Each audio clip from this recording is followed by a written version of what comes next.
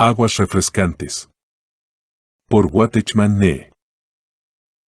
22 de enero. Ora a tu Padre que está en secreto, y tu Padre que ve en lo secreto te recompensará. Mateo 6:6. Con demasiada frecuencia ponemos énfasis en las oraciones contestadas. Sin embargo, en este pasaje el Señor pone el énfasis en la recompensa de la oración. ¿Cómo llegamos a saber esto?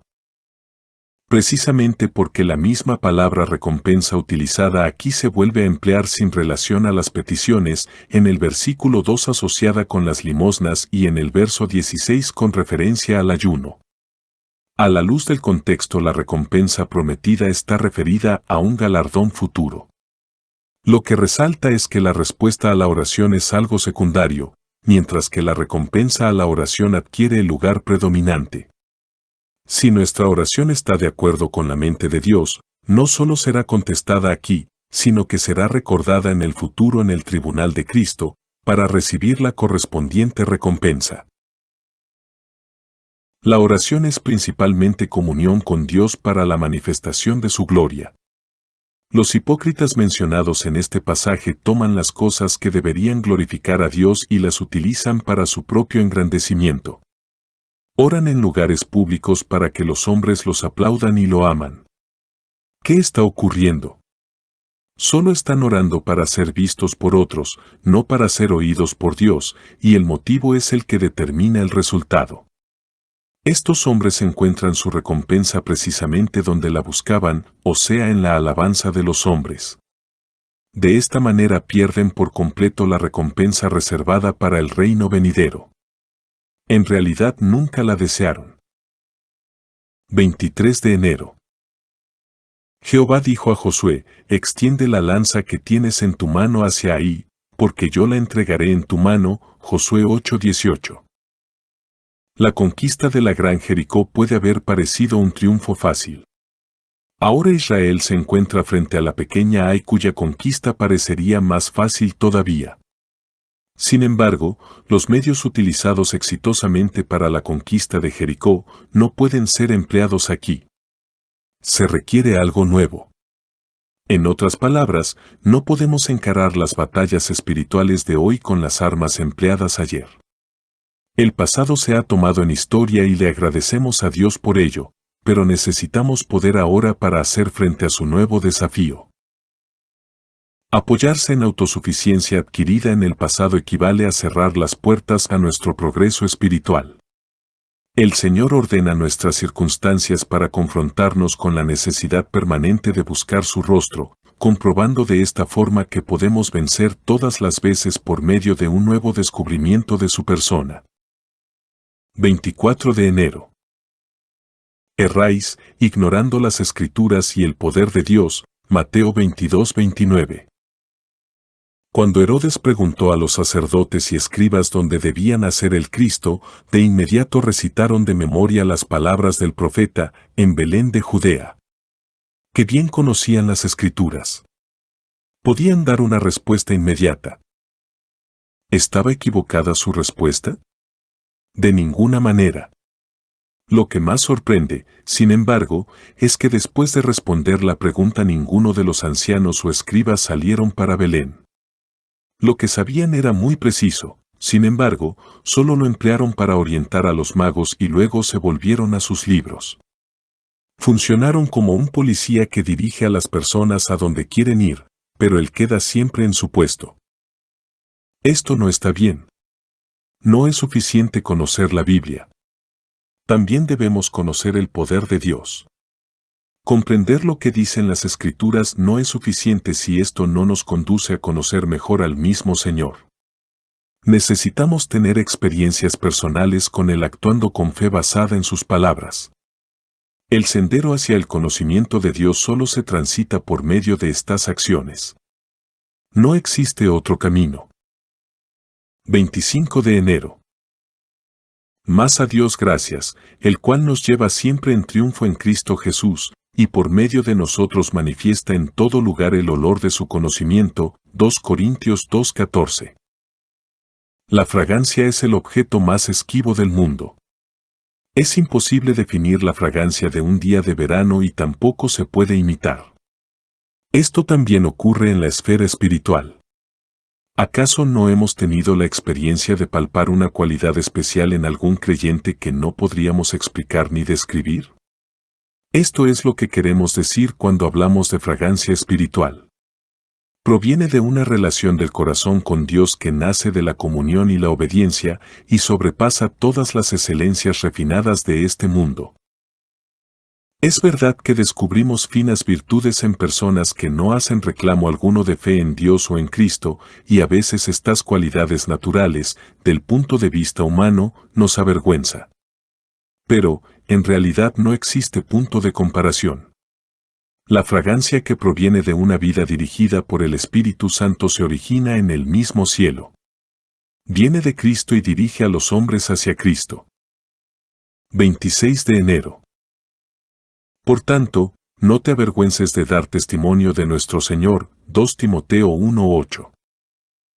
¿Por qué nos vamos a avergonzar de ser cristianos? Cuando el Señor Jesús estuvo colgado en la cruz no solo llevó nuestros pecados sino también nuestra vergüenza. La Biblia enseña con claridad que Él fue avergonzado. Fue humillado por los soldados en el pretorio y ultrajado por ellos en el Calvario. Si sufrimos afrenta de los hombres no es más que la porción que nos corresponde. Ningún insulto que recibamos hoy puede compararse con la vergüenza que el Señor soportó en la cruz. No sea para nosotros una vergüenza el tener que sufrir afrentas, pues esta es la porción de todos aquellos que pertenecen al Señor. En realidad, es el mundo el que debería avergonzarse.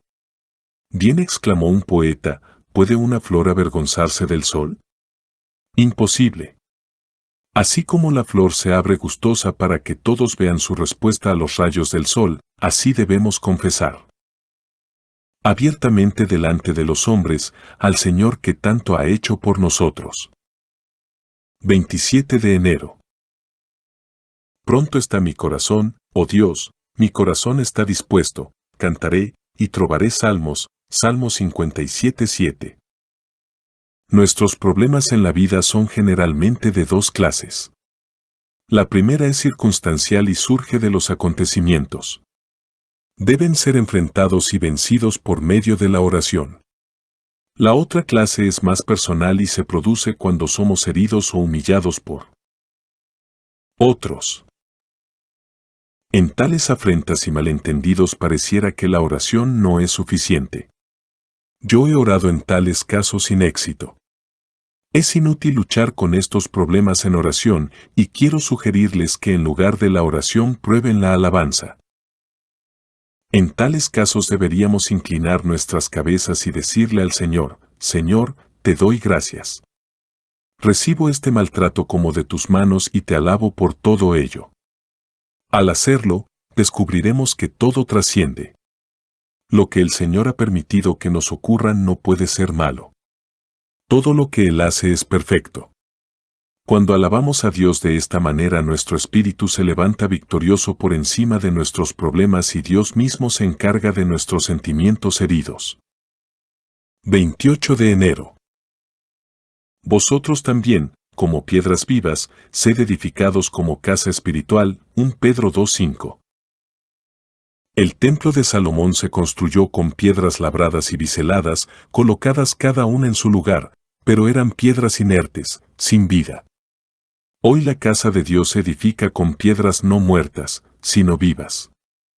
Pedro, que escribió estas palabras, era una piedra viva, una unidad, antes de ser edificado con otros. Muchos permanecen así, esparcidos, independientes e inútiles. Si una casa ha de ser edificada, las piedras deben unirse y una piedra debe ser apoyada sobre otra piedra y todas deben quedar encadenadas. Gracias a Dios nosotros somos así. Hemos confiado en el Señor Jesús y ahora somos piedras vivas de Dios. No nos escondamos, pues, disimulados entre los yuyos, para luego ser piedra de tropiezo a otros. Permitamos que nos lleven hasta el lugar de la construcción. Permitamos que se nos coloque lado a lado con otras piedras vivientes, que seamos modelados y ubicados en nuestro lugar. El proceso puede ser algo incómodo, pero el resultado será que Dios tendrá una morada. 29 de enero. Luego Jesús, conociendo en sí mismo el poder que había salido de él, dijo, ¿quién ha tocado mis vestidos? Marcos 5:30. Este relato nos dice que una multitud se reunió alrededor del Señor Jesús, pero solo una persona le tocó. Esta mujer vino detrás suyo entre la multitud diciendo, si tocare tan solo su manto, seré salva. Ejercitó fe y a continuación experimentó el poder pues sintió en el cuerpo que estaba sana. Nuestro Señor también sintió el toque y supo todo lo que había ocurrido. No hubo cambio alguno en la multitud que le rodeaba. Solo la mujer que tocó al Señor con fe fue instantáneamente cambiado. En consecuencia desprendemos que de nada vale saber las cosas del Señor. Muchos hoy día se familiarizan con las cosas externas de Jesús de Nazaret, sin tocar al Hijo de Dios como ella lo hizo. Quedan en el mundo exterior de las multitudes pero nunca se aventuran a penetrar el mundo interior por medio del toque de fe. ¿Notamos la diferencia? No es suficiente el solo rodearle. Extendamos la mano con fe para tocarle, así las enfermedades se sanan y los problemas se resuelven. 30 de enero. El pan nuestro de cada día, dánoslo hoy, Mateo 6:11. A algunos les resulta un problema comprender por qué el Señor nos enseña a orar por su nombre, por el reino de Dios y por su voluntad, y luego cambia en forma repentina a una cosa trivial como el pan diario. Parecería impropio trasladarnos de cosas tan sublimes a una cosa tan ordinaria. Sin embargo, existe una buena razón por estas palabras del Señor. Él sabía muy bien que aquellos que están dedicados a la voluntad del Señor estarán involucrados en recias hostilidades. Los que oran por el reino inevitablemente sufrirán embates de Satanás que amenazarán aún su propia existencia. El pan es la necesidad elemental del ser humano. Si está empeñado en que la voluntad de Dios se realice en la tierra, él debe permanecer con vida. De ahí la relevancia de pedir por el pan cotidiano, para ser fiel al Señor en este mundo malo. 31 de enero. Y vino una voz desde la nube, que decía, Este es mi Hijo amado, a él oíd, Lucas 9:35. Cristo es singular. Cualquier comparación que hagamos de él resultará impertinente. Pedro estaba tan excitado de ver a Moisés y a Elías al lado del Señor, que propuso levantar 3 tabernáculos. Sin embargo, la voz divina pronto silenció su propuesto. Moisés y Elías no debían ser colocados en el mismo nivel con Cristo. Por supuesto que Pedro le hubiera dado prioridad a Cristo, relegando a Moisés al segundo lugar y Elías al tercero, pero Dios repudió la idea de que aún Moisés o Elías, no importa cuál haya sido su importancia en el Antiguo Testamento, llegaran a tener un lugar de autoridad en el Nuevo. En el Nuevo Testamento Cristo es todo y en todos. El cristianismo es Cristo, no Cristo más algo.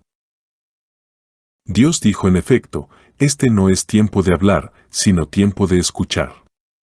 Todo lo que tú o los demás puedan decir, es irrelevante. Solo hay uno calificado para hablar. Dios no dijo, a ellos oíd, sino a él oíd. 1 de febrero. Ellos le han vencido por medio de la sangre del Cordero y de la palabra del testimonio de ellos, Apocalipsis 12:11. Cuando comprendemos el significado que tiene la sangre de Cristo delante de Dios, llegaremos a tener más confianza en su presencia y un testimonio más elocuente delante de los hombres. No solo afirmaremos con osadía que los pecadores pueden ser perdonados y aceptados por causa de Cristo, sino que también podremos testificar acerca del reino de Dios. Testimoniar significa decir a otros lo que Dios ha logrado en Cristo. Él es Rey y esto es un hecho. Además, es un hecho que Cristo ha vencido y seguirá siendo vencedor para siempre. Es un hecho que Él destruyó todas las obras de Satanás en la cruz. Es también un hecho que el reino de los cielos será establecido aquí en la tierra. Satanás no teme cuando procuramos razonar con él, pero sí tiembla cuando proclamamos estos hechos acerca de Jesucristo. No le importa tanto nuestro conocimiento bíblico o nuestra teología, pero sí debe ceder cuando con corazones consagrados declaramos que Jesucristo es el Señor. 2 de febrero. He aquí os doy potestad sobre toda fuerza del enemigo, y nada os dañará. Lucas 10:19. Todo aquel que pertenece al Señor es su representante aquí en la tierra. Somos embajadores de Dios. Librados del poder de las tinieblas y trasladados al reino de su amado Hijo, llevamos siempre con nosotros la autoridad del cielo. Sin embargo, junto con esta verdad tenemos una solemne advertencia, y es que nosotros debemos someternos a la autoridad de Dios. Sabemos que la creación fue colocada, en un principio, bajo la autoridad del hombre. ¿Por qué, entonces, la creación no acata las órdenes del hombre hoy? Precisamente porque el hombre ha dejado de estar bajo la autoridad de la palabra de Dios. ¿Por qué mató el león al varón de Dios? 1 R 13:26. Porque fue rebelde al mandato de Jehová. Por otra parte, sabemos que los leones no dañaron a Daniel. ¿Por qué? Porque era inocente delante de Dios. Paralelamente, en el libro de los Hechos leemos que los gusanos consumieron al arrogante Herodes, mientras que una serpiente no pudo dañar la mano de San Pablo. De manera que vemos cómo la naturaleza vuelve a estar bajo la autoridad del embajador de Cristo. Todo gira en torno a la obediencia del embajador. 3 de febrero. Vi entre los despojos un manto babilónico muy bueno, y 200 siclos de plata, y un lingote de oro, lo cual codicié y tomé. Josué 7:21. El principio babilónico consiste en aparentar algo, con miras a recibir gloria de los hombres. Cuando Acán tomó el manto, su único motivo debe haber sido el poder vestirse con él y adornarse para sobrepasar a los demás. Encontramos en el Nuevo Testamento un pecado similar cuando Ananías y Zafira ofendieron a Dios, mintiendo al Espíritu Santo. Su devoción al Señor era parcial, pero querían aparentar que era total. Querían que otros pensaran que ellos amaban al Señor con un gran amor. Estaban aparentando una posición que no era real. Este es un gran peligro para los hijos de Dios, aparentar que somos espirituales.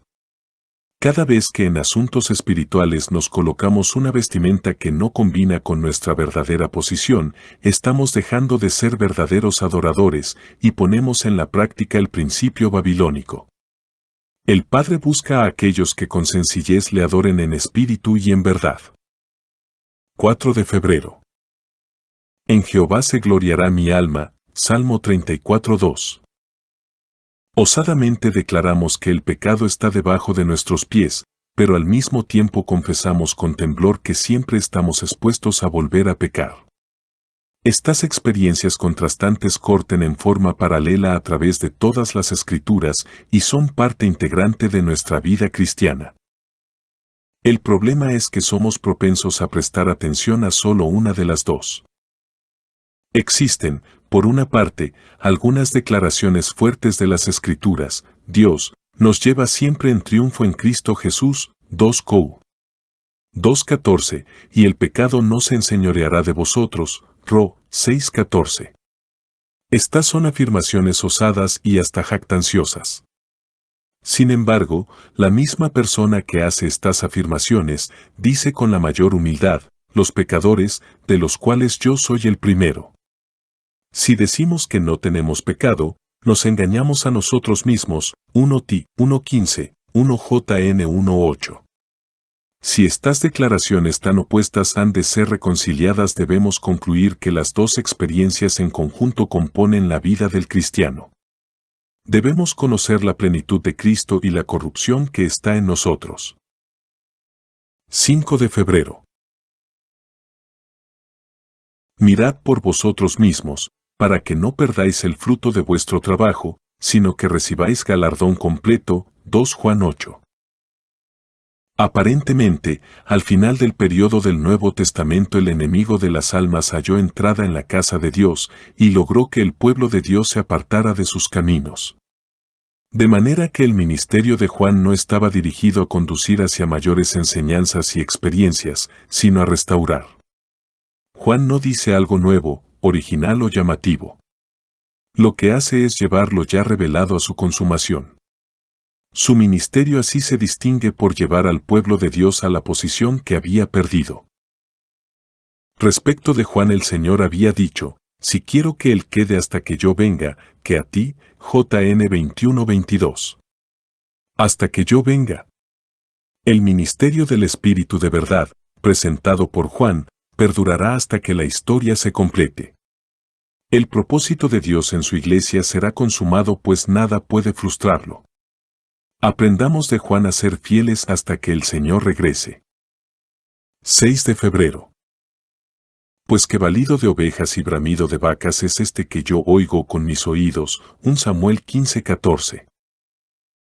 El Espíritu del Señor se apartó de Saúl porque no obedeció su dirección explícita. La piadosa protesta que Saúl le hizo a Samuel en el sentido de que él había cumplido el mandamiento del Señor, demuestra de qué manera se había engañado a sí mismo. La frase «destruye del todo» se menciona 7 veces en este capítulo con respecto a Amalek. Dios había hablado con toda claridad. Saúl nos demuestra cómo el corazón engañoso puede arguir hasta escabullirse de cumplir con el desafío de la plena obediencia. En primer lugar, lo hizo cediendo a su propio razonamiento respecto a lo que era bueno y malo, en lugar de sujetarse al expreso veredicto de Dios. En segundo lugar, lo manifestó al proponer enmendarse por hacer un sacrificio a Dios. El favor divino no puede comprarse.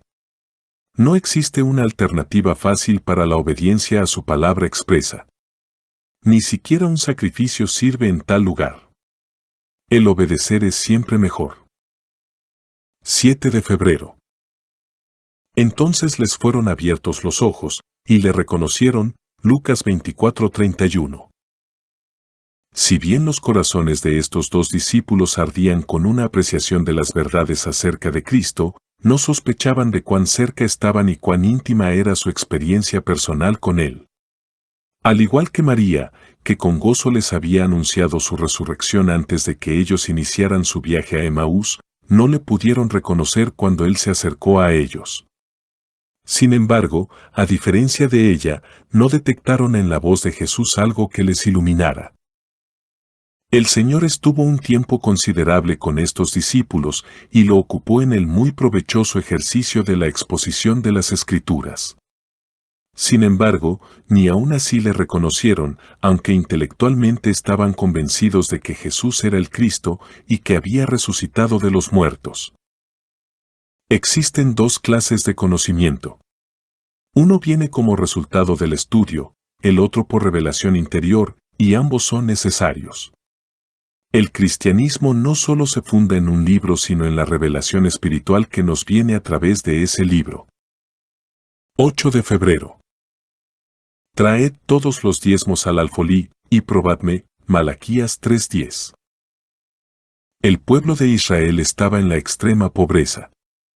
Si hubieran considerado poner en práctica esta demanda, sin duda hubieran protestado diciendo que al ser insuficientes de por sí 10 raciones de arroz, ¿cómo podrían subsistir con solo 9? Si sus 10 bolsas de harina no alcanzaban, sería inconcebible procurar arreglarse con 9. Este es el necio razonamiento del hombre natural, y Dios reprobó a su pueblo por ello. Él ofreció abrir las mismas ventanas del cielo, si tan solo creyeran que las cosas que son imposibles para los hombres, son bien posibles para Dios. Me atrevo a decir que el tener las 10 porciones es el motivo de su pobreza, mientras que solo 9 porciones les asegurarían la abundancia. El hombre puede pensar que cuanto más tiene en sus manos, mejor será su condición económica. Tal hombre no sabe que este es el medio por el cual la pobreza llega a su casa. Traer los bienes a Dios equivale a entrar en la bendición. Retenerlos en nuestras manos es cursar una invitación a la maldición del hambre. 9 de febrero. Sabiendo Jesús que el Padre le había dado todas las cosas en las manos, y que había salido de Dios, tomando una toalla, se la ciñó. Juan 13:3, 4. En Apocalipsis 9 tenemos registrado un acontecimiento que para el autor de aquella época era aún algo futuro. Vi una estrella que cayó del cielo a la tierra, y se le dio la llave del pozo del abismo.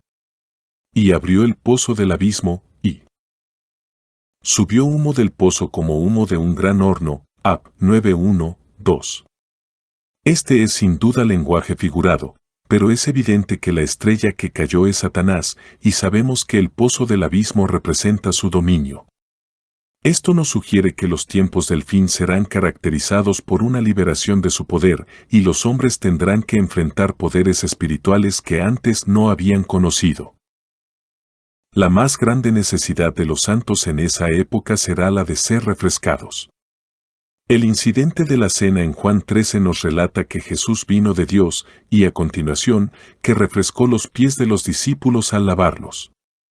Considero que en el sucio mundo en que vivimos lo mejor que podemos hacer es salir a nuestras actividades con la frescura de la limpia atmósfera celestial que solo logramos de Él, cultivando el hábito de estar en su presencia. 10 de febrero. El que cree en mí, como dice la Escritura, de su interior correrán ríos de agua viva. Juan 7:38. Si tengo sed puedo venir al Señor Jesús y beber de Él, pero si me enfrento con otros que tienen sed no puedo llenar un vaso de agua y entregárselo. Solo puedo suplir su necesidad en la medida en que Cristo sea en mí una fuente de agua. De manera que tengo que beber continuamente si es que las necesidades de otros han de ser suplidas por mi intermedio. Este versículo describe un verdadero ministerio de Cristo que está al alcance de todos. La palabra de Cristo, el agua viva, primeramente penetra en nuestro corazón y nos satisface. De ahí en más nuestra copa debiera rebosar e impartir vida a nuestro alrededor. El problema es que con frecuencia la palabra deja de vivir después de pasar a través de tu vida y la mía. No se trata de cuántas escrituras podemos citar a otros, sino más bien del fluir hacia otras personas del Cristo que mora en nosotros. Para ello debemos estar siempre bebiendo de Él. De lo contrario ninguna sed será apagada. 11 de febrero. Hoy ha venido la salvación a esta casa. Lucas 19:9. Cuando Dios está obrando el camello pasa por el ojo de la aguja. En Lucas 18 un camello indeciso llegó hasta el ojo de una aguja, pero no pudo pasar. Aquí en Jericó lo atravesó sin problemas. ¿Cómo podía Zaqueo dar de sus bienes en la manera en que lo hizo? Porque ese día la salvación había llegado a él. Se dio, no porque le era fácil, ni porque clamó en oración y después de una lucha logró vencer su egoísmo. No fue rindiendo un poco cada día hasta que finalmente rindió todo. Aquel que por mucho tiempo estuvo amontonando con avaricia, corriendo serios peligros y cayendo en el desprecio de sus connacionales en el afán de aumentar sus riquezas, repentinamente lo dejó todo. La única explicación es que la salvación había llegado a su casa. 12 de febrero. Las riquezas de la gloria de este misterio, que es Cristo en vosotros, la esperanza de gloria. Colosenses 1:27. Frecuentemente escuchamos testimonios de experiencias que han traído bendición a la vida, y tomamos conciencia de cuán valiosas han sido, pero cometemos el error de fijar la mirada en la experiencia en lugar de mirar al Señor que la dio. Como resultado nosotros procuramos reproducir la situación, pero solo sufrimos una derrota. Señalemos claramente que confiar en el Señor y seguir una fórmula son dos cosas totalmente distintas. El hermano que dio su testimonio habrá tenido por la gracia de Dios un contacto fresco con el Señor y como resultado encontró plena satisfacción. Si nosotros intentamos imitar sus métodos solo acabaremos con una estéril copia de mi experiencia. Ni la fórmula ni los métodos valen sino solo el Cristo viviente. La razón de muchas oraciones sin respuesta y vidas cristianas débiles se debe a la falta de un contacto personal con el Señor. No es suficiente con solo copiar métodos. Vayamos a Él que es la única fuente de experiencia vital. 13 de febrero. Los amigos te saludan. Saluda tú a los amigos. 3 Juan 15. Hemos reconocido que la amistad es algo muy especial. La amistad trasciende rangos y posición. No es ni formal ni legal, sino que rompe con todas las barreras del estatus. Aunque parezca imposible, el hombre puede llegar a ser amigo de Dios. Abraham lo fue. Asamblea en Santo Domingo Este. Escrito por el hermano Watchman Nee en el año 1951. Para más información comuníquese con este número de WhatsApp. 1-829-747-1995.